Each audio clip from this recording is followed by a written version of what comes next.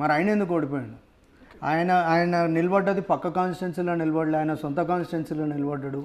ఆయన ఎంపీ స్థానాల్లో ఉన్న కాన్స్టిట్యున్సీలోనే నిలబడ్డాడు. ఆయన అనుకున్న 60 మందికి టికెట్లు ఇప్పించుకున్నాడు. ఓకే.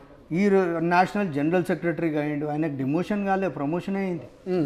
ఆయన మాట ఏడ కూడా అధిష్టానం ఏడ కూడా నో అని చెప్పలేదు.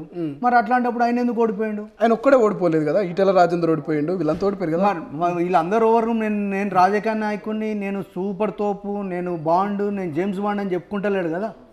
చెప్పుకునేటోళ్ళ గురించి మాట్లాడుతున్నాను నేను.